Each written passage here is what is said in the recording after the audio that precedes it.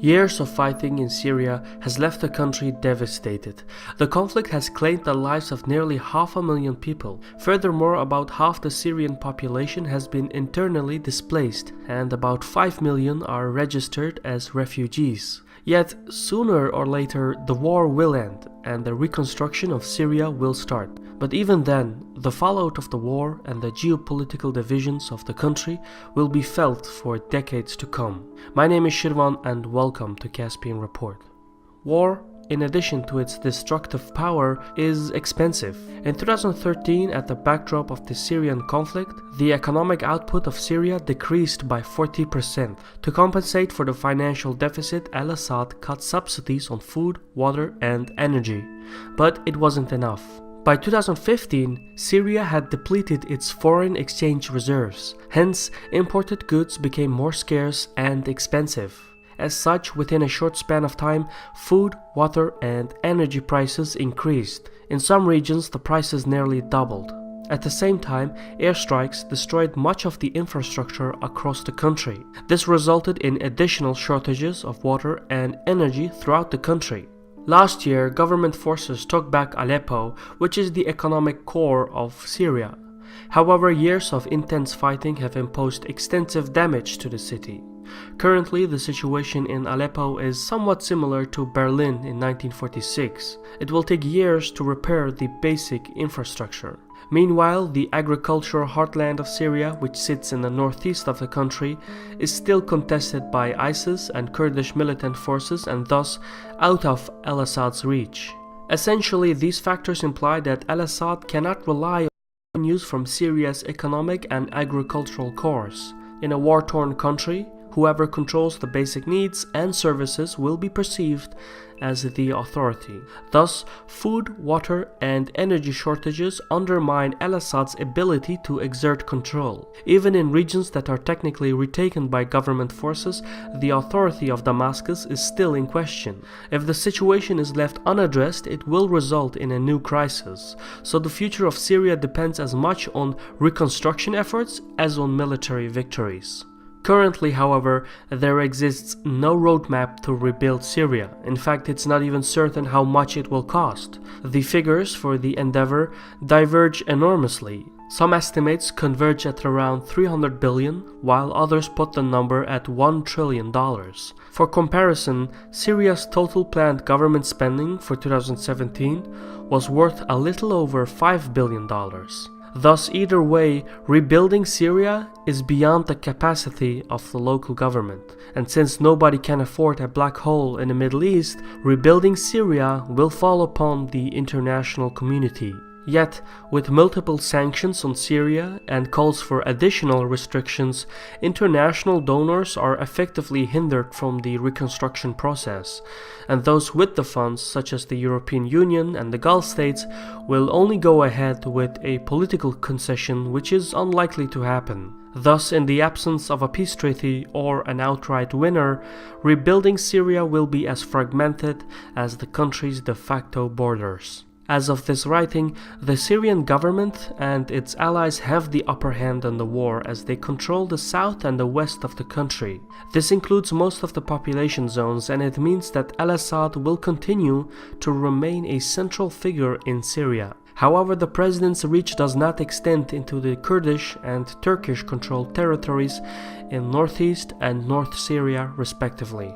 These geopolitical divisions are likely to remain in place and develop rival areas in isolation from each other, meaning the United States, the European Union, Turkey, and the Gulf states will focus on reconstruction efforts in their respective backed territories. For instance, Turkey hosts about 3 million Syrian refugees and plans to build new towns for them in North Syria.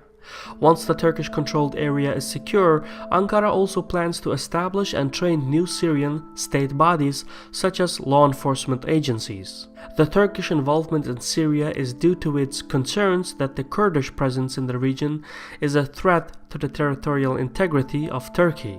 Hence, policymakers in Ankara are doing whatever they can to disrupt a Kurdish coalition that stretches from Syria to Iraq. The Turkish occupation of the region north of Aleppo serves that goal. However, to maintain a long-term presence in Syria, Erdogan must present his objective as a humanitarian relief mission. So, in truth, the Turkish reconstruction efforts for the Syrian refugees is a calculated geopolitical decision. Erdogan will likely negotiate with European and Gulf states to acquire funds to bring in private contractors and start with the reconstruction. Yet, these undertakings will have a limited impact on Syria's overall economic recovery because Damascus still controls the biggest population zones. Yet, given al-Assad's international isolation, he has little choice in partners that can be trusted with the reconstruction efforts. Moreover, allies such as Putin are struggling with their own financial shortcomings. As such, in January 2017, Syria could not even afford to import the required amount of wheat from Russia, despite the discount. Furthermore, Russia's interests in the region are meant to bolster its international reputation and persuade the former Soviet states to align their interests with that of Moscow. In other words, the Russians don't intend to stay or assist in rebuilding Syria. The Kremlin's reluctance to contribute to Syria's reconstruction was further reinforced in March 2017 when Russia's deputy foreign minister in charge of the Middle Eastern affairs stated that nothing should be expected from Russia in terms of financial aid. Moscow will still play a big role in Syria's offshore energy, trade, and transport sectors, but Putin and al-Assad lack the funds for closer cooperation. Another potential investor is China. Under the One Belt, One Road initiative and the Asian Infrastructure Investment Bank, Beijing's global economic influence has increased significantly. What's more is that the country holds about $3 trillion in foreign currency reserves, which shows that China has every capacity to play a major role in rebuilding Syria. However, China has its doubts as well. For one, Chinese policymakers fear that meddling in the civil wars of the Middle East could backfire against their country. As such, China could become a major target for jihadists. Second, Beijing doesn't want to provoke opposition from Russia and Iran, which could derail China's economic efforts in Central Asia and the Persian Gulf. Chinese firms will have an important presence in the Syrian energy sector, but overall, the risks outweigh the benefits. Therefore, China's role in the reconstruction of Syria will be limited. This leaves Iran as the most feasible partner for the reconstruction of Syria. Over the course of the civil war, Tehran has already extended loans worth up to $10 billion to Damascus. This has enabled al-Assad to fund the war effort and keep the essential governmental branches operational. At the present, Iranian-based companies are competing for economic and industrial concessions from their Syrian counterparts.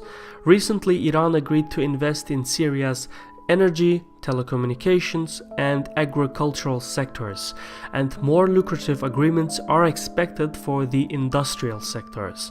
However, Iran's financial assistance is an investment, not an act of charity, and since al-Assad lacks the funds to repay the investor, Tehran will seek to create economic ties that will ensure its long-term geopolitical leverage over Damascus.